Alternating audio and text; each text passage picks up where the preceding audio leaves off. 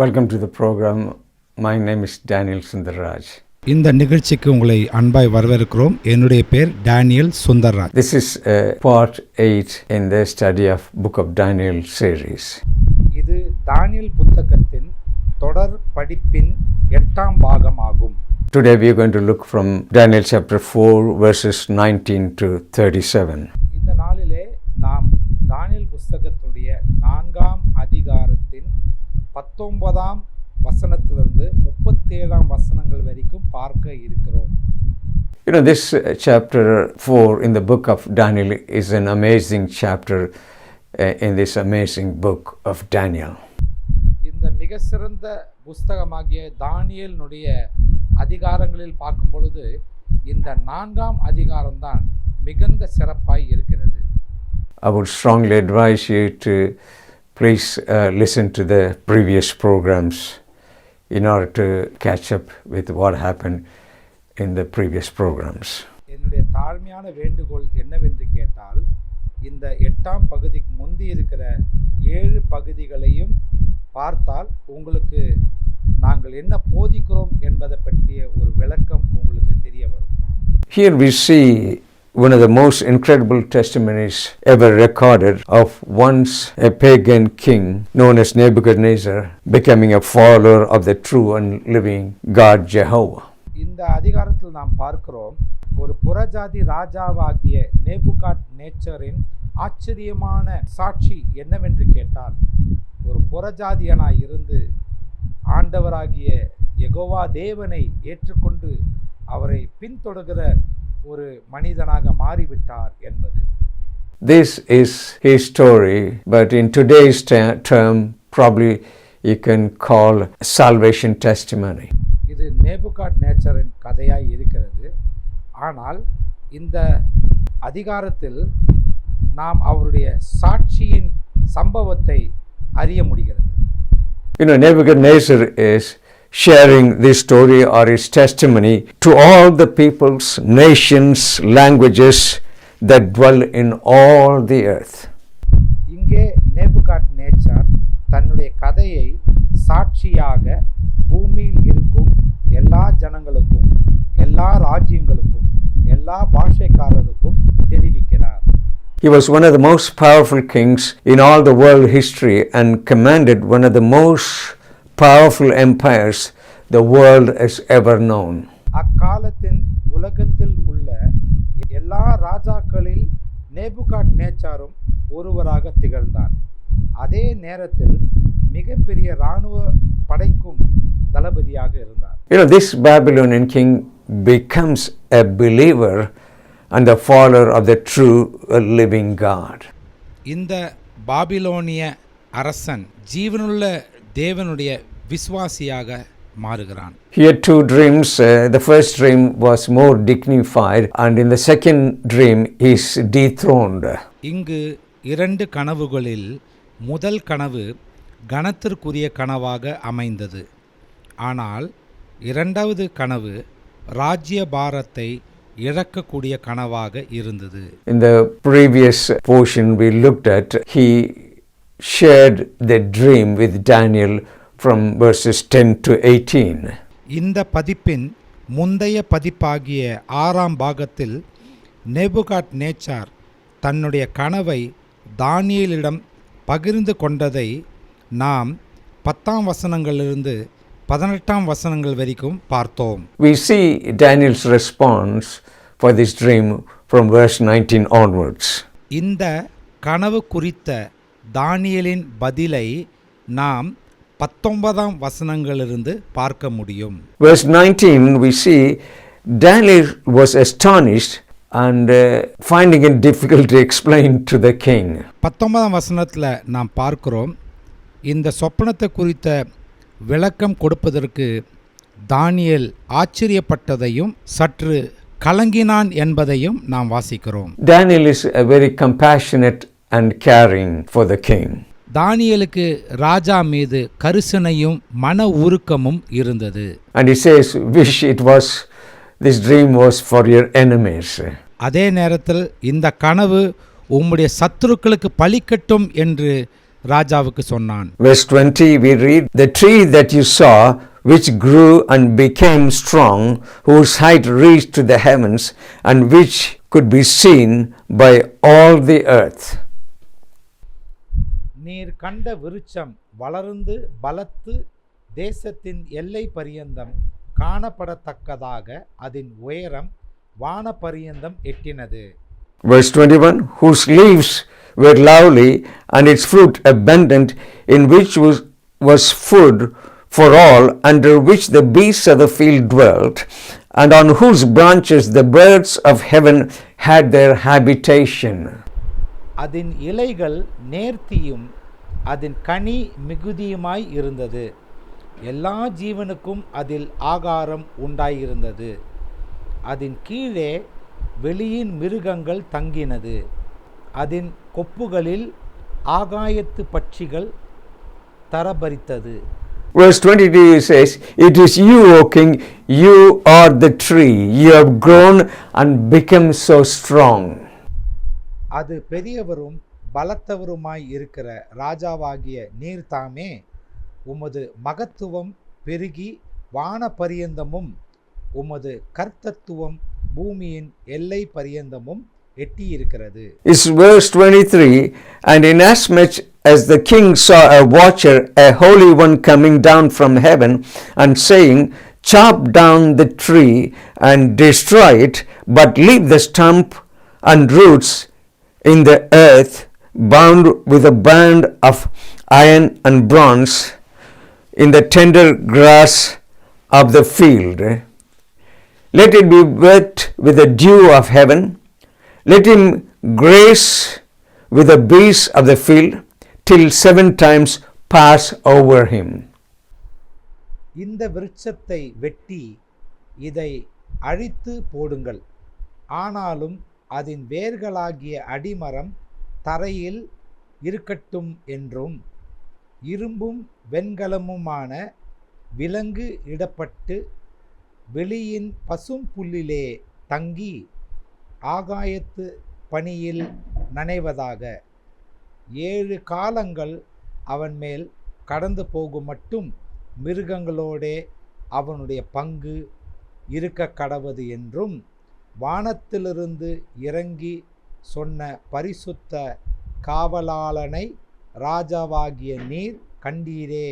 Daniel said, "This is the decree of the Most High which has come upon you." இது உம்மீது வந்த சர்வ வல்லவர் ஆகிய தேவனுடைய கட்டளை என்று தானியேல் கூறினான். But Daniel said, "The kingdom will be restored to you after you come to know that the heaven rules." பரலோக தேவன்தான் ஆளுகை செய்கிறார் என்கிற உணர்வு உமக்கு வந்த பிறகு உம்முடைய ராஜ்யபாரம் உமக்கே திரும்பி வரும் என்று கூறினான். Then Daniel said in verse 27, he advised the king, get it right with God, or in other words, repent, there may be lengthening of your prosperity. ஆகையால் ராஜாவே, நான் சொல்லும் ஆலோசனையை நீர் அங்கீகரித்து கொண்டு நீதியை செய்து உமது பாவங்களையும் சிறுமையானவர்களுக்கு இறங்கி உமது அக்கிரமங்களையும் அகற்றிவிடும். அப்பொழுது உம்முடைய வாழ்வு நீடித்திருக்கலாம் என்றான். This is the interpretation Daniel gave the king. இந்த வியாக்கியானம்தான் நேபுகாட் நேச்சாருக்கு தானியேல் கூறினான். When we see verses 27 to 29, we see there is a 12 months gap. நாம் 27ஆம் வசனத்திலிருந்து 29ஆம் வசனம் வரைக்கும் பார்க்கும் பொழுது அங்கே ஒரு 12 மாத இடைவேளை இருக்கிறதாக காண முடியும். God is so gracious and merciful, and he gives him 12 months to repent. ஆண்டவர் மிகுந்த கிருபை உள்ளவராய் இருக்கிறபடியினாலே நீ மனம் திரும்புவதற்கு 12 மாதங்கள் கொடுக்கிறார். Verse 29, at the end of the 12 months, he was walking about the royal palace of Babylon. 12 மாதம் சென்ற பின்பு ராஜா பாபிலோன் ராஜ்யத்தின் அரண்மனை மேல் உலாவிக் கொண்டிருக்கும் போது Verse 30, the king spoke, saying, Is it not this great Babylon that I have built for a royal dwelling by my mighty power and for the honor of my majesty? இது என் வல்லமையின் பராக்கிரமத்தினால் என் மகிமை பிரதாபத்துக்கென்று ராஜ்யத்துக்கு அரண்மனையாக நான் கட்டின மகாபாபிலோன் அல்லவா என்று சொன்னான். See how proud the king is. God gave him 12 months to repent. இப்போது நேபுகாட் நேச்சார் எவ்வளோ பெரிய பெருமை உள்ளவராய் இருந்து ஆண்டவர் அவர் மனம் திரும்புவதற்கு 12 மாதங்கள் கொடுக்கிறார். Judgment was delayed. நியாய தீர்ப்பு தாமதிக்கப்பட்டது. Delayed judgment is not divine acceptance. நியாய தீர்ப்பு தாமதித்ததனால அது தெய்வீக ஏற்றுக்கொள்ளுதல் என்பது அர்த்தமல்ல. God was very patient with him. தேவன் அவன் மீது மிகுந்த பொறுமை உள்ளவராய் இருந்தார். God is very patient with us as well. நம்மீதும் தேவன் மிகுந்த பொறுமை உள்ளவராய் இருக்கிறார். Patience of God is not permission to sin. தேவனுடைய மிகுந்த பொறுமை என்பது நாம் பாவம் செய்யலாம் என்கிற அனுமதி அல்ல. Romans chapter 2 and verse 4 we see the kindness of God leads us to repentance. ரோமர் 2ஆம் அதிகாரம் 4ஆம் வசனத்தில் நாம் பார்ப்போமானால் தேவ தயவு நாம் குணப்படும்படி ஏவுகிறது. Verse 30, he said, I built by my power. 30ஆம் வசனத்தில் நாம் பார்க்கிறோம், என்னுடைய பராக்கிரமத்தினாலே நான் இந்த பாபிலோனை கட்டினேன் என்று சொன்னான். We see it's I, me. I built it by my power for my honor. He's saying I, me. இது என் வல்லமைக்கென்றும் என் மகிமைக்கென்றும் நான் கட்டின பாபிலோன் என்று சொல்லி இங்கே நான் என் என்று சொல்வதை பார்க்க முடியும். It's all about pride.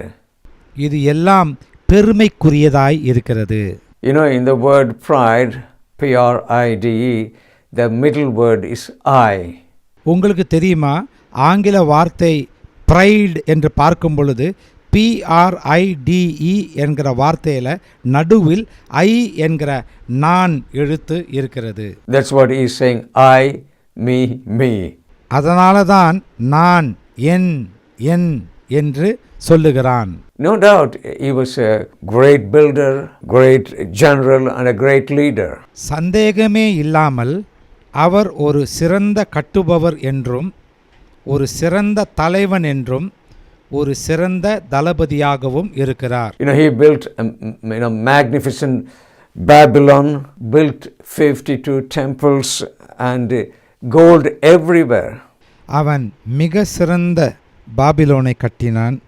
அதே நேரத்தில் 52 கோவில்களை கட்டி எங்கும் தங்கத்தினாலே கட்டினான். He built hanging gardens, which was at the time was one of the 7 wonders of the world. அவன் பாபிலோனில் தொங்கும் தோட்டத்தை கட்டினான். அது அந்த காலகட்டத்திற்குரிய உலகில் இருக்கும் 7 அதிசயங்களில் ஒரு அதிசயமாக காணப்பட்டது. The walls of Babylon was 300 feet tall and about 85 feet thickness wide, and chariots could race on top of them. பாபிலோனின் சுவர்கள் 300 அடி உயரமாகவும் ஏறத்தாழ 85 அடி அகலமாகவும் கட்டப்பட்டு அதன் மேல் ரதங்களின் பந்தயங்கள் நடத்தும் அளவுக்கு அமைக்கப்பட்டிருந்தது. The problem with him was pride. நேபுகாத் நேச்சாரின் பிரச்சனையே அவருடைய பெருமையாக காணப்பட்டது. He did not acknowledge God in all his achievements. அவனுடைய சாதனைகளில் எந்த ஒரு முறையும் தேவனை அங்கீகரித்ததே கிடையாது. The lesson he had to learn is repeated in 3 places in this chapter. இந்த அதிகாரத்தில் நாம் படிக்க வேண்டிய விஷயங்கள் 3 முறை கூறப்பட்டிருக்கிறது. Verses 31 to 33, while the word was still in king's mouth, a voice fell from heaven, King Nebuchadnezzar, to you it is spoken, the kingdom has departed from you. இந்த வார்த்தை ராஜாவின் வாயில் இருக்கும்போதே வானத்திலிருந்து ஒரு சத்தம் உண்டாகி, ராஜாவாகிய நேபுகாத்நேச்சரே, ராஜ்யபாரம் உன்னை விட்டு நீங்கிற்று. Verse 32, and they shall drive you from men, and your dwelling shall be with the beasts of the field. They shall make you eat grass like oxen, and 7 times shall pass over you, until you know the Most High rules in the kingdom of men, and gives it to whomever he chooses. மனுஷர் நின்று தள்ளப்படுவாய், வெளியின் மிருகங்களோட சஞ்சரிப்பாய், மாடுகளைப் போல் புல்லை மேய்ப்பாய். இப்படியே உன்னதமானவர் மனுஷருடைய ராஜ்யத்தில் ஆளுகை செய்து தமக்கு சித்தமாய் இருக்கிறவனுக்கு அதை கொடுக்கிறார் என்பதை நீ அறிந்து கொள்ளும் மட்டும் 7 காலங்கள் உன்மேல் கடந்து போகும் என்று உனக்கு சொல்லப்படுகிறது என்று விளம்பினது. Verse 33 says, the very hour the word was fulfilled. வசனம் 33 சொல்கிறது, அந்நேரமே இந்த வார்த்தை நேபுகாத்நேச்சார் இடத்தில் நிறைவேறிற்றது. The dream Nebuchadnezzar had, it came to pass. Nebuchadnezzar கண்ட சொப்பனம் நிறைவேறினது. He goes insane and he loses his mind. இப்போது அவன் பாவத்தில் நுழைந்து தன் சிந்திக்கும் திறனை இழந்தான். He is eating grass, like an animal, and he lives with wild donkeys. அவன் மிருகத்தைப் போல் புல்லை மேய்த்து மாடுகளின் மத்தியில் தங்கினான். During this time we read in the Bible that his hair grew like eagle's feathers, and his nails grew and looked like birds' claws. இந்த வேளையில் வேதத்தில் நாம் வாசிக்கிறோம், அவனுடைய முடி வளர்ந்து கழுகுகளின் இறக்கைகளைப் போலவும், அவனுடைய நகங்கள் வளர்ந்து பறவைகளின் நகங்களைப் போல காணப்பட்டது. He was like this for 7 times. That's what Bible says. Some say he was like that for 7 years. Some say, it was 3.5 years, but it varies. ஒரு சிலர் அவன் 7 முறைகள் இப்படி காணப்பட்டான் என்று சொல்கின்றனர். வேதமும் அப்படிதான் சொல்கிறது. வேறு ஒரு சிலர் அவன் 7 வருடங்கள் அப்படி இருந்தான் என்று சொல்கின்றனர். அதே நேரத்தில் வேறு ஒரு சிலர் அவன் 3 வருடங்கள் அப்படி இருந்தான் என்று சொல்கின்றனர். ஆனால் இவைகளை குறித்த வேறுபாடுகள் அநேகம். Because of his pride he was brought down low. அவனுடைய பெருமையினால் அவன் மிகவும் தாழ்த்தப்பட்டான். Pride turned an angel into a devil and a king into a beast. பெருமையானது ஒரு தேவதூதனை பிசாசாக மாற்றியது, அதே நேரத்தில் ஒரு ராஜாவை ஒரு மிருகமாக மாற்றியது. He does not become an animal, but he behaves like an animal. அவன் ஒரு மிருகமாக மாற்றப்படவில்லை, ஆனால் ஒரு மிருகமாக நடந்து கொண்டான். There is a rare medical condition, it's called Bowen's rophy, a rare physical disorder in which a person believes himself or herself to be an ox or a cow. போவோன்ஸ் Rafi என்கிற ஒரு மருத்துவ நிலை அடிப்படையில் ஒரு மனுஷன் தன்னை ஒரு மாடாகவோ அல்லது ஒரு மிருகமாகவோ தோன்கின்ற போன்ற சூழல் அமையும். This is what actually happened to King Nebuchadnezzar. இதை போன்ற ஒரு மருத்துவ நிலைதான் நேபுகாத்நேச்சாருக்கும் சம்பவித்தது.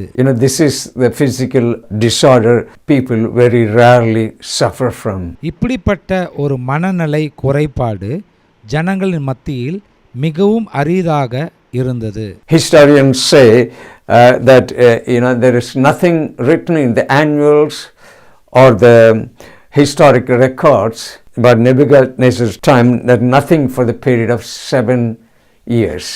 வரலாற்று ஆசிரியர்கள் கூறுகின்ற அடிப்படையில் இந்த 7 ஆண்டுகளும் எந்த சம்பவமோ நிகழ்ச்சியோ பதிவிடப்படவில்லை என்று காட்டுகின்றனர். God had to break him. தேவன் அவனை உடைக்க சித்தம் உள்ளவராய் இருந்தார். God created an humbling experience so that there will be a transformation in his life. அவனுடைய வாழ்க்கையில் அவனுக்கு மறுரூபம் உண்டாவதற்கு தேவன் ஒரு தாழ்த்தப்படும் அனுபவத்தை உண்டாக்கினார். Proverbs 29 and verse 23 says, a man's pride will bring him low. மனுஷருடைய அகந்தை அவனை தாழ்த்தும் என்று நீதிமொழிகள் 29:23 வசனம் சொல்கின்றது. See, God allowed this to happen to Nebuchadnezzar because he had great love for him. தேவன் நேபுகாத்நேச்சார் மேல மிகுந்த அன்பு இருந்தபடினாலே இப்படிப்பட்ட ஒரு அனுபவத்தை அனுமதித்தார். God's goal is restoration. That's what we're going to see at the end of this chapter. தேவனுடைய luck நம்மை மறுசீரமைப்பு செய்வதுதான். அதை இந்த அதிகாரத்தின் கடைசியில் பார்ப்போம். We see that God restored him. Remember, the stump and the roots were left in the grass. தேவன் அவனுக்கு மறுசீரமைப்பை கொடுத்தார். மர அடிக்கட்டையும் அதன் வேரும் புல்லில் மீந்திருக்கிறதை நினைவில் இருக்கலாம். Verse 34, we see how he was restored to his kingdom. அவன் தன்னுடைய ராஜ்ய ஆளுகைக்கு திரும்ப அமர்த்தப்பட்டது எப்படி என்பதை 34 வசனத்தில் பார்க்கலாம். 34, at the end of time, I, Nebuchadnezzar, lifted my eyes to heaven, and my understanding returned to me, and I blessed the Most High, and praised and honored him who lives forever, for his dominion is everlasting dominion, and his kingdom is from generation to generation. அந்த நாட்கள் சென்ற பின்பு Nebuchadnezzar ஆகிய நான் என் கண்களை வானத்துக்கு ஏறெடுத்தேன். என் புத்தி எனக்கு திரும்பி வந்தது. அப்பொழுது நான் உன்னதமானவரை ஸ்தோத்தரித்து என்றென்றைக்கும் ஜீவித்திருக்கிறவரை புகழ்ந்து மகிமைப்படுத்தினேன். அவருடைய கர்த்தத்துவமே நித்திய கர்த்தத்துவம், அவருடைய ராஜ்யமே தலைமுறை தலைமுறையாக நிற்கும். Look at the words he says in this verse. He praised and honored God who lives forever, and his dominion is everlasting dominion. அவன் தேவனை கனப்படுத்தி சொன்ன வார்த்தைகளை 34 வசனத்தில் பார்க்கலாம். Verse 36, at the same time my reason returned to me, and for the glory of my kingdom, my honor and splendor returned to me, my counsel and nobles restored to me, I was restored to my kingdom, and excellent majesty were added to me. அவ்வேளையில் என் புத்தி எனக்கு திரும்பி வந்தது. என் ராஜ்யபாரியத்தின் மேன்மைக்காக என் மகிமையும் என் முகக்கலையும் எனக்கு திரும்பி வந்தது. என் மந்திரிமாரும் என் பிரபுக்களும் என்னை தேடி வந்தார்கள். என் ராஜ்யத்திலே நான் ஸ்திரப்படுத்தப்பட்டேன். அதிக மகத்துவமும் எனக்கு கிடைத்தது. The last verse, now Nebuchadnezzar praised and extolled and honored the King of heaven, or of whose works are truth and his ways justice, and those who walk in pride he is able to abase. ஆகையால் Nebuchadnezzar ஆகிய நான் பரலோகத்தின் ராஜாவை புகழ்ந்து உயர்த்தி மகிமைப்படுத்துகிறேன். அவருடைய கிரியைகளெல்லாம் சத்தியமும் அவருடைய வழிகள் நியாயமுமானவைகள். அகந்தையாய் நடக்கிறவர்களை தாழ்த்த அவராலே ஆகும் என்று எழுதினான். Here we see praise and extol and honor God of heaven. பரலோக தேவனை துதித்து கனப்படுத்தி உயர்த்தினதை இங்கு நாம் பார்க்கிறோம். Bible says he lifted his eyes to heaven and understanding returned to him. வேதம் சொல்லுகிறது அவன் தன்னுடைய கண்களை பரலோகத்துக்கு நேராக ஏறெடுக்கும் பொழுது புத்தியானது அவனுக்கு திரும்ப கொடுக்கப்பட்டது. He is shouting praises to God. He is enthusiastically praising God. அவன் தேவனுக்கு சத்தத்தோடு துதிகளை செலுத்தி மிகுந்த உற்சாகமாய் தேவனை துதித்தான். He is restored to his right mind. He is restored to his kingdom, and excellent majesty was added to him. அவனுக்கு தெளிந்த மனம் திரும்ப கிடைத்தது, அவனுக்கு ராஜ்யம் திரும்ப கிடைத்தது. அது மாத்திரமல்ல, அவனுக்கு மிகுந்த மகத்துவமும் திரும்ப கிடைத்தது. I want to make a few points here. நான் இங்கே ஒரு சில குறிப்புகளை குறிப்பிட விரும்புகிறேன். Number one, God pursued King Nebuchadnezzar for 30 years. ஒன்றாவதாக, தேவன் நேபுகாத்நேச்சார் ராஜாவை 30 வருடங்கள் பின்தொடர்ந்தார். God is pursuing us because He loves you and me. தேவன் பின்தொடர்வதற்கு காரணம் என்னவென்றால் உங்களையும் என்னையும் நேசிக்கிறார். Before the judgment. Number two, God is very patient with us.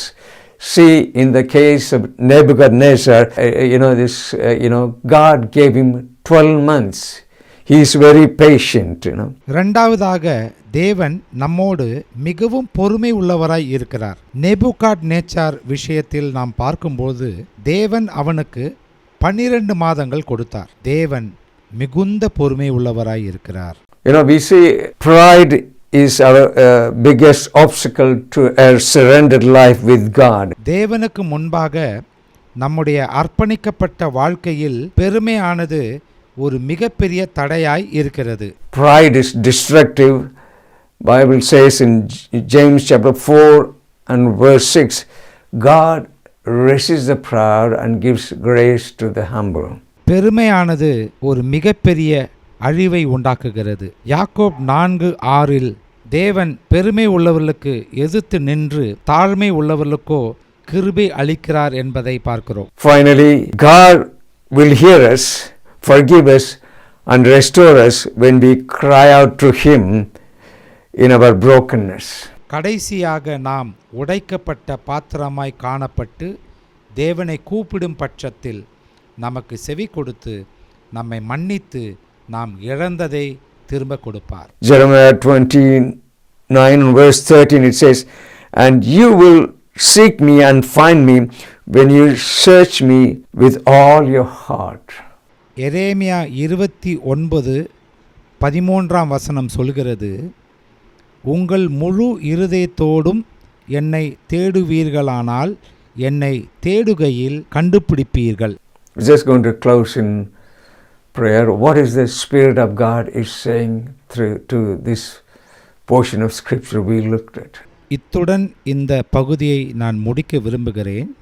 அதே நேரத்தில் பரிசுத்த ஆவியானவர் இப்போது நாம் தியானித்த வேத வசனங்கள் மூலமாக உங்களோடு என்ன செய்கிறார் என்பதை சிந்தித்து பாருங்கள். King Nebuchadnezzar surrendered his life to God and accepted Him, and what a total change in his life you see in this chapter. Nebuchadnezzar தன்னுடைய வாழ்க்கையை தேவனுக்கு ஒப்பு கொடுத்த பின்பு அவன் வாழ்க்கையில் எவ்வளோ பெரிய மாற்றத்தை கொண்டு வந்தது என்று இந்த அதிகாரம் நமக்கு காண்பிக்கிறது. God loves you, and He is, wants you to come to Him. தேவன் உங்களை நேசிக்கிறார், நீங்கள் அவர் அண்டையில் கிட்ட சேர வேண்டும் என்றும் விரும்புகிறார். Going to give an invitation to receive Him into your life. Just pray this prayer after me. தேவனை ஏற்றுக்கொள்ளும்படி உங்களை ஒப்பு கொடுங்கள். நான் இப்பொழுது சொல்கின்ற ஜெபத்தை எனக்கு பின்பாக சொல்லி வாருங்கள். Loving Heavenly Father, I come to you in the name of your Son Jesus. எங்களை அதிகமாய் நேசிக்கிற பரலோக பிதாவே, உங்களுடைய அன்பின் குமாரனாகிய இயேசு கிறிஸ்துவின் நாமத்தினாலே உம்முடைய சமூகத்தில் நாங்கள் வருகிறோம். I realize I am a sinner. I need a Savior. நான் ஒரு பாவி என்று உணர்ந்து எனக்கு ஒரு இரட்சகர் தேவைப்படுகிறது என்பதை நான் உணர்கிறேன். I believe that your Son Jesus to die for me on the cross of Calvary. He bore my sins upon Himself. He died and rose again. தேவகுமாரனாகிய இயேசு கல்வாரி சிலுவையிலே எனக்காக மரித்தார் என்று நான் விசுவாசிக்கிறேன். அவர்தாமே என் பாவங்களை தம்மீது சுமந்து கொண்டு எனக்காக மரித்து மறுபடியும் உயிர்த்தெழுந்தார் என்றும் நான் விசுவாசிக்கிறேன். I believe that Jesus Christ is Son of God and He died and rose again for me according to the Scriptures. இயேசு கிறிஸ்து தேவனுடைய குமாரன் என்று விசுவாசிக்கிறேன். அவர் வேத வாக்கியங்களின்படி என் பாவங்களுக்காக மரித்து உயிர்த்தெழுந்தார் என்று விசுவாசிக்கிறேன். Lord Jesus, come into my life. Forgive my sins. Remove all my bitterness and all those things that are in my life and cleanse me with your precious blood. ஆண்டவராகிய இயேசுவே, என் வாழ்க்கையில் நுழைந்து என் பாவங்களை மன்னிப்பீராக. என் வாழ்க்கையில் எனக்கு காணப்படும் எல்லா மனக்கசப்புகளிலிருந்து என்னை விடுவித்து உம்முடைய விலையேற பெற்ற இரத்தத்தினாலே கழுவி என்னை சுத்திகரியும். I receive you as my Savior and Lord. In Jesus' precious name, Amen. உம்மை என்னுடைய இரட்சகராகவும் ஆண்டவராகவும் ஏற்றுக்கொள்கிறேன் ஆண்டவரே. ஆண்டவராகிய இயேசு கிறிஸ்துவின் நாமத்தில் ஜெபிக்கிறோம் எங்கள் பரலோக பிதாவே. ஆமென். If you pray this prayer, we would like to hear from you. And also, be in touch with the local church, join them, and then they'll help you to grow in the Lord. See you in the next program, and God bless you. இந்த ஜெபத்தை நீங்கள் செய்தீர்கள் என்றால் நாங்கள் உங்களிடத்திலிருந்து உங்கள் கருத்துக்களை கேட்க விரும்புகிறோம். அதே நேரத்தில் அருகில் உள்ள திருச்சபையில் சென்று அங்கு ஐக்கியமாய் இருங்கள்.